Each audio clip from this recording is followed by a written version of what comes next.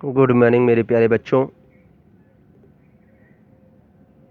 मैं श्रद्धा intermediate college कचनार राया तालाब वाराणसी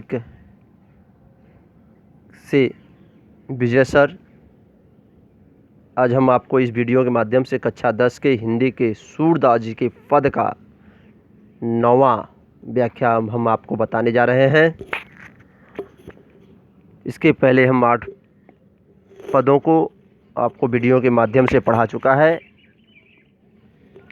आइए 9वां का हम सबसे पहले आप लोगों को इसका पद पढ़ लेते हैं।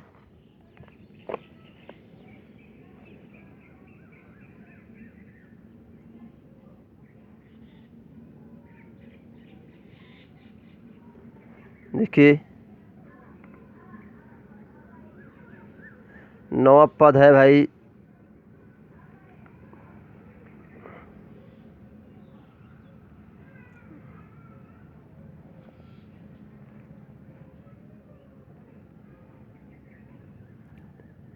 ये 9वां पद है। हम पढ़ देते हैं पहले।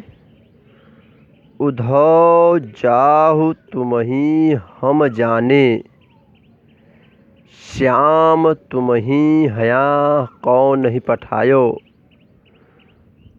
तुम थो बीच भुलाने, ब्रज नारिन सौ जोग कहत हो, बात कहत न लजाने। बड़े लोग न विवेक तुम्हारे, ऐसे भय अयाने। हमसो कही लही लई हम सही के, जी गुण लेहु शयाने। कह अबला कह दशा दिगंबर, मस्ट करो पहचाने। साच कहो तुमको अपनी सौ, बुझती बात निदाने। सूर श्याम जब तुम ही पठायो, तब नैको मुस्काने। ये पद है। इस पद में का संदर्भ सबसे पहले होगा कि प्रस्तुत पद खंड हमारी पाठ्य पुस्तक हिंदी के सूरदास जी के पद नामक शीर्षक से अवतरित किया गया है। इसके रचयिता सूरदास जी हैं। प्रसंग में क्या होगा कि यहाँ उद्धव जी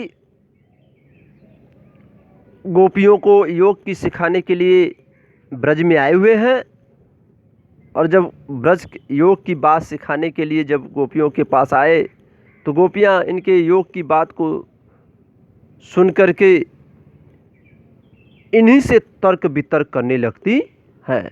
तो यहीं इस पद में गोपियों और उद्धव जी के बीच में तर्क वितर्क का वर्णन किया गया है। आइए हम इसका शब्दार्थ पहले देख लेते हैं, कठिन शब्दों के अर्थ। इसमें कठिन शब्द है जैसे हया, हया माने यहाँ होता है। पठयो माने भेजा है। नारिनी माने स्त्री। लजाने माने शर्म। विवेक माने बुद्धि विवेक। अयाने माने अज्ञानी। सही माने सहना। अबला माने कमजोर स्त्री, कमजोर स्त्री। दिगंबर माने वस्त्रहीन। जैसे साधु संत होते हैं तो साधु संत क्या होते हैं कि कम कपड़े पहन कर रहते हैं, उसी तरह दिगंबर माने वस्त्रहीन। मस्ट करो माने चुप करो। सौ माने होता है शपथ। ये आपका शब्दार्थ है।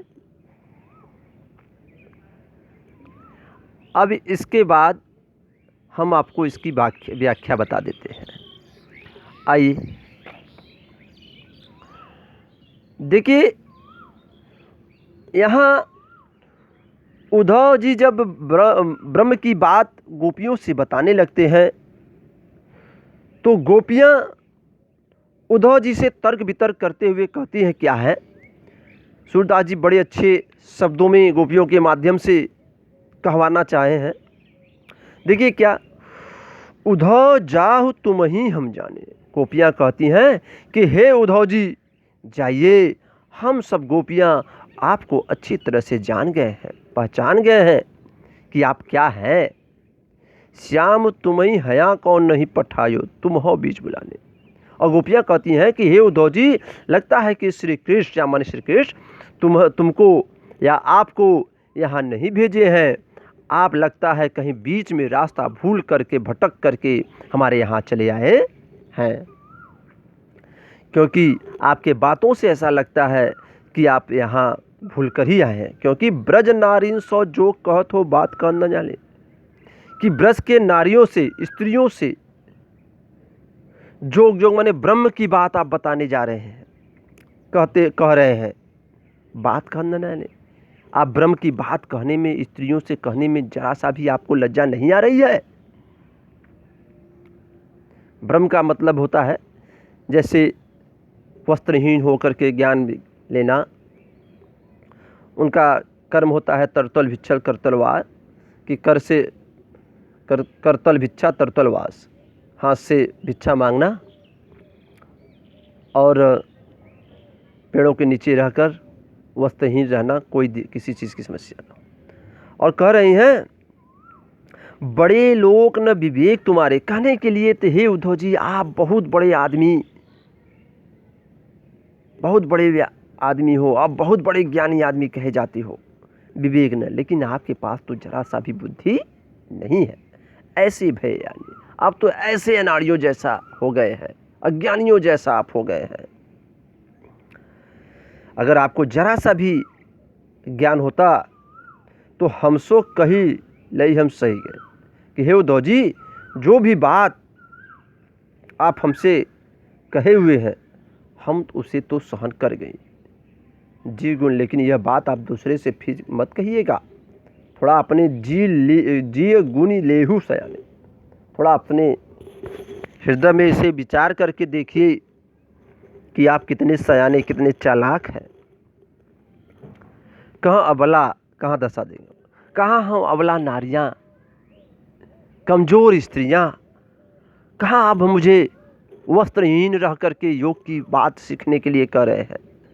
मस्ट करो, हे उद्धव जी आप चुप रहो, हम सब गोपियाँ आपको अच्छी तरह से पहचान गई हैं। इसलिए हे उद्धव जी अब शांति से जो हम पूछ रहे हैं वो बताइए। साच कहो तुमको अपनी स्वबुझती बात निताने, आप साच कहो, आप सच सच हम लोगों से बात बताएंगे।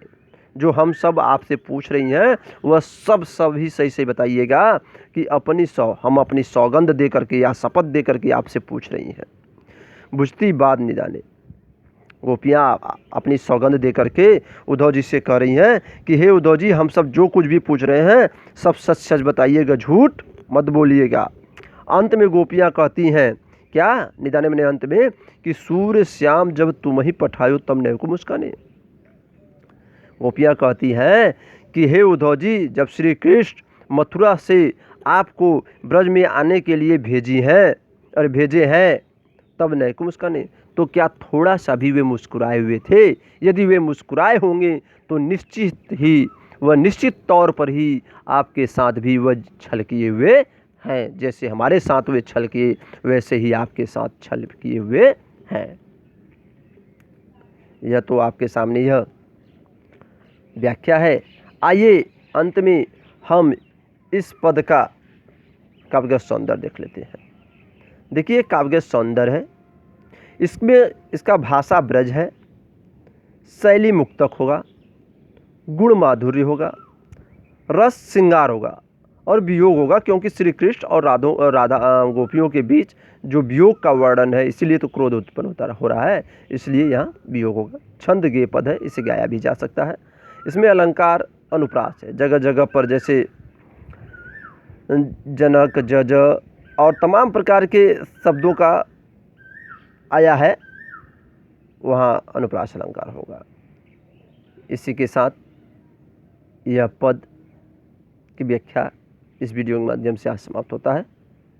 अगले वीडियो के माध्यम से अगला पद का। धन्यवाद।